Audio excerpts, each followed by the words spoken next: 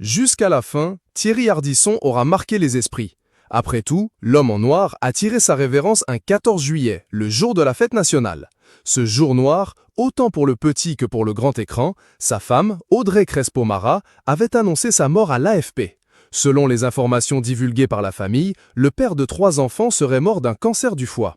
Ce départ choc, personne ne s'en doutait, même pas Thierry Ardisson. Après tout, le chef d'orchestre de l'émission culte Tout le monde en parle avait imaginé une mort totalement différente. Une pensée sur sa fin de vie qu'il avait volontiers partagée en 2005 dans son livre « Confession d'un baby-boomer » édigé. J'ai lu. D'ailleurs, les premiers mots de son ouvrage en disaient déjà long. Thierry Ardisson, 1985-2003, et si plus personne n'en parlait. Égocentré assumé, Thierry Ardisson n'a aucunement caché sa plus grande appréhension post-mortem, l'oubli. Je crois que je n'ai jamais fait autre chose que de me mettre en scène, transformer ma vie en cinéma, écrit-il. Ardisson était mort. C'était dans le magazine. Des suites, apparemment d'un suicide par dépression foudroyante compliquée d'un infarctus audiovisuel. Poursuit le défunt mari d'Audrey Crespo-Mara.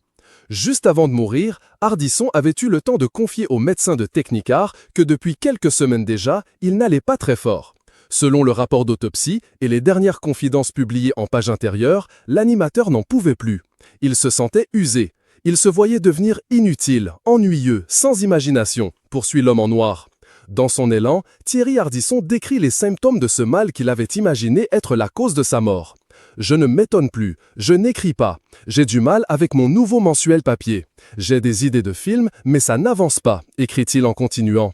Toujours selon les urgentistes de Technicar, l'ex-star aurait confié son désir d'en finir par lui-même. « Je ôterai du train avant, plutôt que d'en être réduit à une aussi violente extrémité professionnelle. » Toute cette imagination autour de sa mort aurait été déclenchée par une couverture de Technicar. Thierry Ardisson, 1985-2003. Et si plus personne n'en parlait, avait-il lu en première page avec son avis de décès.